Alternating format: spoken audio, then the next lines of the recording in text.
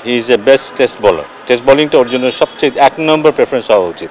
ইট ওয়াজ satisfactory এবং দেখে মনে হচ্ছিল যে ও নিজেও বোধহয় এটা উপলব্ধি করছিল যে ও কতটা ভালো বল করতে পারে। ও নিজেও বুঝছিল যে ওর বল খেলাটা ব্যাটসম্যানের জন্য খুব ডিফিকাল্ট হচ্ছে। ডেফিনেটলি শান্ত অভিজ্ঞতার কথা যে বলি, কোয়ালিটির কথা বলি, ও থাকলে হয়তো আমরা অন্য কিছু দেখতে পারতাম। ইট ওয়াজ স্যাটিসফ্যাক্টরি এবং দেখে মনে হচ্ছিল যে ও নিজেও বোধহয় এটা উপলব্ধি করছিল যে ও কতটা ভালো বল করতে পারে। ও নিজেও বুঝছিল যে ওর বল খেলাটা ব্যাটসম্যানের জন্য খুব ডিফিকাল্ট হচ্ছে। এই জিনিসটি আমরা প্রথমে ইনিংসে দেখিনি, এই জিনিসটাই আমরা গত কতগুলি ম্যাচে দেখিনি।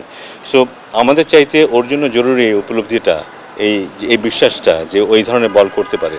সো প্রথম ইনিংসে যদি এই বলিংটা করতে হয়তো বিপক্ষ দল আরও চাপে থাকতো। তো ওইটা দেখে মনে হয়েছে যে না, এই ফিরে আসাটা হয়তো আমাদেরকে আরও আরও শক্তিশালী করবে। ওয়াও বলার মতো না, বাট আমি মনে করেছি যে এটা আমাদের দলকে আরও শক্তিশালী করবে, সেটা আমার জন্য বেশি ইম্পর্টেন্ট ছিল। আমার মনে হয় যে ওর যদি ফর্মেট বিচার করতে চায়, he is a best test বলার। টেস্ট বোলিংটা ওর জন্য সবচেয়ে এক নম্বর প্রেফারেন্স হওয়া উচিত। ওর যে বোলিং ক্যাপাসিটি আছে, টেস্ট বলার হওয়াটা সহজ ব্যাপার না। কিন্তু আমরা যদি একজন, আমি জানি না এখন হয়তো হিসেব কিন্তু অন্যরকম হয়ে গেছে, টি-20 বা হোয়াইট বল ক্রিকেটের কারণে আমরা মূল্যায়ন করি ভিন্নভাবে। বা টেস্ট ক্রিকেট খেলে একজন খেলোয়াড় নিজেকে যে জায়গায় উঠাতে পারে, অন্য কোনো ফর্মেটে কিন্তু সেটা পারে না। সো আমার মানে এই 6 উইকেট ও নিজেও রিয়েলাইজ করবে যে হাউ ইম্পর্টেন্ট ইট ইজ, এবং এটা ওকে বিশ্বের মানচিত্রে অ্যাজ এ বোলার কোন জায়গাটা উঠিয়ে নিয়ে গেছে সেটা ও নিজেও উপলব্ধি করবে। শান্ত বোধহয় তুলনামূলকভাবে আরও আত্মবিশ্বাসী একজন ব্যাটসম্যান।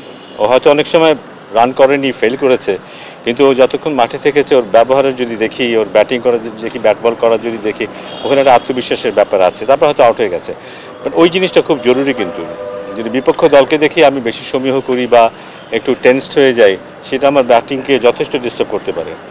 তো ডেফিনেটলি শান্ত অভিজ্ঞতার কথা যে বলি, কোয়ালিটির কথা বলি, ও থাকলে হয়তো ও তো ডেফিনেটলি খেলতো, হয়তো আমরা অন্য কিছু দেখতে পারতাম। আমরা মানে যখন আমরা ঘরের মাঠে খেলি তখন সেই প্রতিদ্বন্দ্বিতার ব্যাপারটা আমাদের মাথায় থাকে না। মানে খুব খেলাটাকে আমরা খুব ডিফিকাল্টভাবে নেই না, খেলাটাকে সহজভাবে নেই বলে হয়তো খেলাটা একটু সহজ থাকে। যখনই আন্তর্জাতিক ম্যাচ খেলি আমরা, সেটা যে কোনো দলের বিরুদ্ধে হোক না কেন, সেখানে আমরা দেখি আমাদের বিশেষ করে টপ অর্ডারে যথেষ্ট টেন্স থাকতে দেখি আমাদের ব্যাটারদের। সেখানে সিদ্ধান্তহীনতায় তারা ভোগে, কিভাবে তারা অ্যাপ্রোচ করবে একটা পার্টিকুলার অ্যাটাককে, সেই ব্যাপারে তাদের দ্বিধায় ভোগে। সো আমার মনে হয় এত কনফিউজ থেকে খেলাটা খুব ডিফিকাল্ট।